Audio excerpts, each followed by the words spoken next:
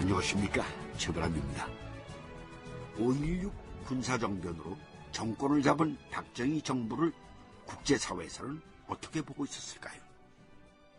대단히 냉담했고 그저 두고 보자는 식이었습니다. 허나 어쩝니까? 없는 삶에. 그래서 우리 젊은이들 월남도 가고 서독도 가고 한 거 아닙니까? 특히 월남전 같은 경우는 우리가 돕지 않으면 안 되는 그런 상황이었습니다. 미국 36대 대통령 존슨이 한국을 방문한 것도 그 즈음이었습니다.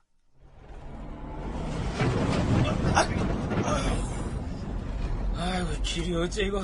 부시장님, 도로가 비포장인데다 2차로밖에 안 돼서 차량 흐름이 안 좋습니다. 서울시 건설 담당 부시장 차일석과 도시계획과장 윤진우가 왕십리 한양대학교 근처를 지나고 있었다.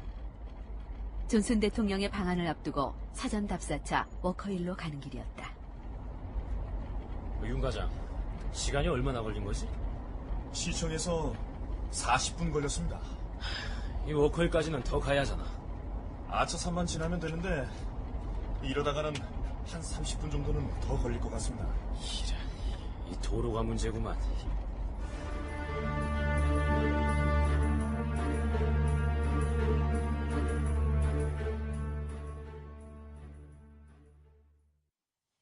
그렇지. 내가 그럴 줄 알았어. 어? 처음에 워커힐 지을 때 왜 도로를 2차선 비포장으로 하는가 싶었거든. 예, 처음부터 너무 좁았습니다. 이 하여간 한심한 놈들이야. 어? 아니, 그렇게 배포가 작아서야 원? 내가 수송장교 출신이라서 잘 아는데 길이 험하면 전투 의욕도 없어요. 전쟁에서 진단 얘기야. 헌데 워커힐 봐. 길 꼬락서리가 그래서야 어디 그 호텔 장사가 되겠어? 예, 국빈을 맞이하기에는 진입로가 너무 초라합니다. 그 존슨 대통령 방한일이 10월 31일입니다. 15일 남았습니다. 넓혀. 예? 15일이면 16차로도 넓힐 수 있어. 우선 4차선으로 만들자고. 오늘부터 시작해. 오늘부터 말입니까? 윤 과장, 내일부터 하는 일이 좀 수월한가? 다음! 의전 문제 좀 보자고. 의전 담당. 예. 네, 이거 대충 봤는데, 이거 안 돼. 많이 부족해. 한다고 한 건데 보완하겠습니다, 시장님. 무슨 일들을 이렇게 하나? 다시! 차보시장. 총 예산이 얼마랬지? 예. 각하께서 주신 영접비 전액을 우리가 다 쓰는 건 아니지만 1억 5천만 원으로 보고받았습니다. 1억 5천만 원. 파격이었다. 그때까지만 해도 근검하기로 소문난 박정희 대통령이 그렇게까지 돈을 쓰기로 한 건 물론 이유가 있었다. 필리핀 마닐라에서 보니까 이 존슨 대통령이 무척 고생하더구만. 어떤 고생을 말입니까? 그 월남으로 전투병 좀 보내달라는 거지. 그러니 이 각국 정상들 설득하느라고 진땀 꽤나 흘렸지. 그래도 결국 그저 마르코스 대통령은 소용이 없더구만. 그럼 이 존슨 대통령은 각하께 특별한 감정을 느꼈겠군요. 당연한 거 아닌가. 인구 대비 병력 파병 규모로 보나 파병 성격으로 보나 우리는 최선의 지원을 다 하고 있잖아. 응? 그러니까 저 회담하는 동안 나한테 고마워서 내 팔짱을 끼고 말이지. 그러니 내 꼴이 얼마나 우습겠어. 인자도 생각을 해봐. 그 양반 덩치가 좀 큰가? 난 그 양반 이 가슴 파기도 못 미치는 키잖아.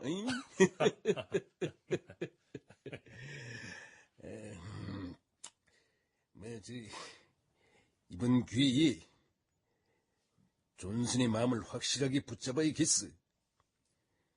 그러려면 줄 건 주면서 받아낼 건 받아내야겠지. 각하, 그래서 이번에 확실하게 준비했습니다. 그거 서울시는 어떻게 돼가고 있어?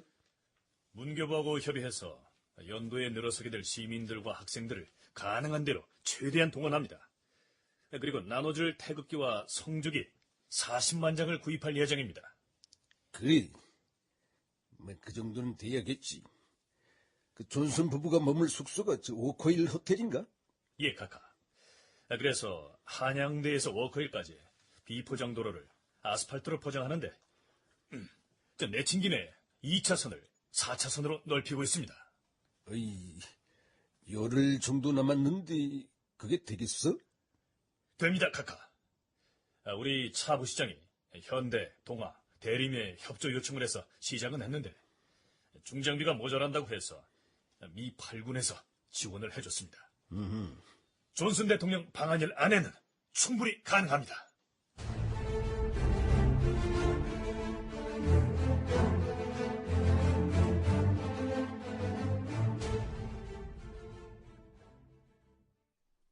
존슨 대통령 방한 준비는 그야말로 거국적이었다. 우리의 우방 국가 원수인 미국의 존슨 대통령이 오는 10월 31일 우리나라를 공식 방문합니다. 미국은 과거 20여 년 동안 우리나라와 굳게 단결된 자유우방으로서 가장 가까운 이웃입니다. 다 같이 마음을 활짝 열고 존슨 대통령의 방문을 환영합시다. 서울과 경기도 일원의 각급 학교, 관공서는 물론 일반 회사와 부인회, 민간단체, 정당 조직에까지 존슨 대통령이 도착하는 날 동원령이 떨어졌다. 5만 장의 포스터, 11개의 대형 아치, 19개의 대형 탑, 7개의 현판, 9개의 대형 플래카드와 연변에 놓여질 국화 화분 5,000개, 특히 도로에 뿌려질 색종이 5만 부대와 6만 개의 고무풍선도 준비됐다. 또 10월 31일과 11월 1일 존슨 대통령이 2박 3일간 숙소로 사용할 워커힐은 일체 외부 손님을 받지 않기로 했으며 존슨 대통령이 1m 93cm의 거구인 점을 감안해 홍콩에서 큰 침대를 갖고 왔다. 사실 한국으로 오는 동안 존슨 일행의 기분은 좋지 않았다.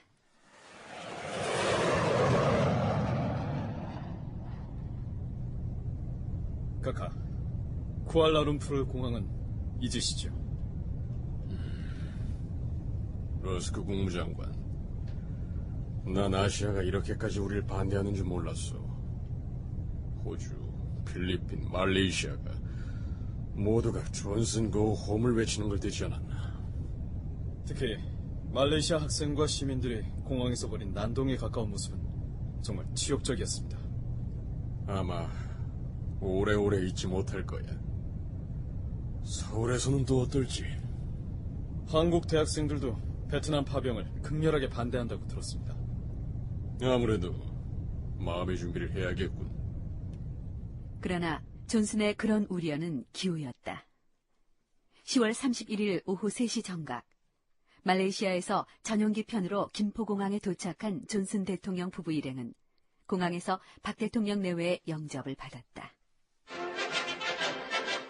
대통령께서는 존슨 미국 대통령을 초청하고 10월 31일 김포공항에 나아가 최후의 기쁨을 나누셨다.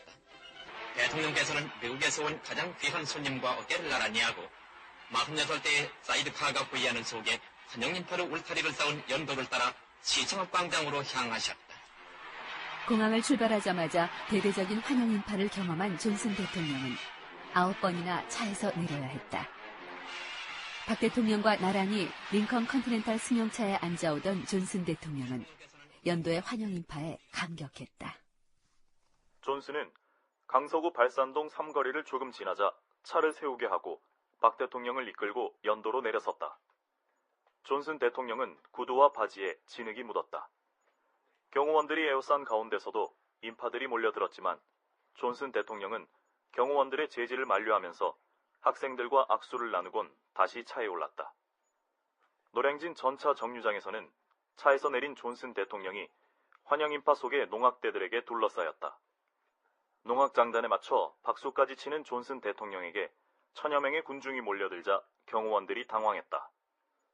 공항에서 시청까지 24km를 오는데 2시간 45분이 걸렸다. 시속 8km로 달린 셈이었다. 존슨에게는 생애 최고의 날이었다. 이날 행사는 한미 양국 방송사에서 실황 중계를 했다. 미국 측 TV 카메라들은 긴 환영식에 지루했는지 가끔은 카메라 포커스를 두 대통령 내외에서 서울 시내 쪽으로 돌렸다. 그런데 무슨 일입니까? 시청 맞은편 쪽으로 화면에 마을이 잡히는데 아주 호름해요. 정말 그렇군요. 세상에, 서울시청과 슬럼지대가 붙어있군요. 저쪽 남산도 마찬가지입니다. 서울은 고층 건물이 4층인가 봅니다. 서울 정말 빈곤하군요. 1966년 가난한 서울의 모습이 방송사 카메라를 통해서 전 세계로 전파를 타는 순간이었다. 외국에서는 한국은 스스로의 국방을 하고도 남을 정도로 군사력과 경제력에 여유가 있기 때문에 베트남에 파병을 할 수 있었다고 여겼다. 그래서 대다수 보통 미국인과 유럽인들은 한국을 제법 잘 사는 나라로 인식하고 있었다. 그런데 TV로 방영된 한국은 그런 나라가 아니었던 것이다. TV 방영 후에 많은 미국 교민들은 얼굴을 들고 다닐 수가 없었다고 한다. 어제 TV에 존슨 대통령 한국 광고 나오던데 보셨어요?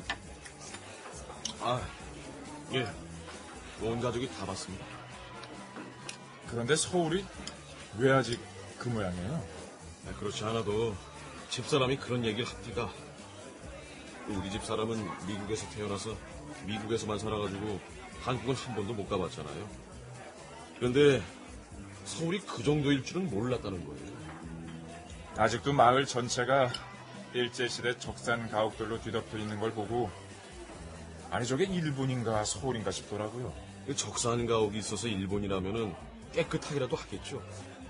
무엇보다도 여기저기 헐고 무너지고 정말 저게 내 조국인가 싶더라니까요. 전쟁통에 온전한 게 하나라도 남았겠어요. 전쟁 끝난 지가 언젠데요. 벌써 10년이 넘었습니다. 앞으로 미국 친구들한테 뭐라고 말해야 될지 모르겠어요. 에휴, 그래도 어쩌겠습니까. 미우나 고우나 우리 조국인들. 누가 아니랍니까? 결국 죽어서 갈 곳은 그 땅일지도 모르는데. 서울발 존슨 대통령 환영식에 비춰진 서울의 모습에 교민들은 충격을 받았다. 전 서울시립대 교수 손정목 씨가 남긴 기록. 1966년 막년회인가 1967년 신년회에선가 누군가가 발의를 했다. 서울시청 주변의 슬럼지대를 깨끗하게 해달라는 탄원서를 교민 공동의 이름으로 청와대로 보내자는 것이었다. 거의 모든 지역 교민회의 탄원서가 청와대 민원실로 접수됐다. 그리고 그 내용은 박정희 대통령에게 직접 보고되었다. 외국 가면 애국자가 된다고 하죠. 아마 그런 심정도 있었을 것이고, 선진국에 살다 보니까 가난한 고국이 부끄럽게 느껴진 것도 있었을 겁니다. 가난한 친정에 대한 애정이라고 할까요? 아무튼 그런 계기로 서울의 도심 재개발에 대한 관심이 커집니다.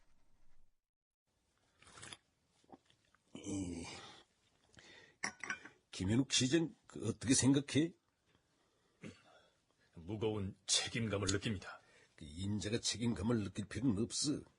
전쟁 끝난 지 13년밖에 안 됐잖아. 아직 전쟁 복구도 안 됐다고 봐야지. 그렇긴 합니다만 앞으로 일을 어떻게 해야 할지 어깨가 무거워집니다. 인전 잘하고 있어. 다만 좀 천천히 해. 예? 김정념 장관이나 김학렬 차관하고도 좀 잘 지내고. 예, 카카. 무슨 말씀이신지 알겠습니다. 제가 일을 벌이기 때문에 재정적으로 어려워진다고들 하는데 꼭 그렇지만은 않습니다. 서울 도심이 커지고 생산성이 늘면 그런 투자 비용은 충분히 뽑을 수 있습니다. 아무리 그렇다고 해도 그 친구들도 보통 깐깐한 사람들이 아닌데 서울시에 끌려간다는 생각을 하는 것 같아. 예, 명심하겠습니다. 그리고 이거. 카카, 이게 뭡니까? 차 부시장하고 세계 여행이나 다녀와. 25일 동안 출장 명령이야. 예?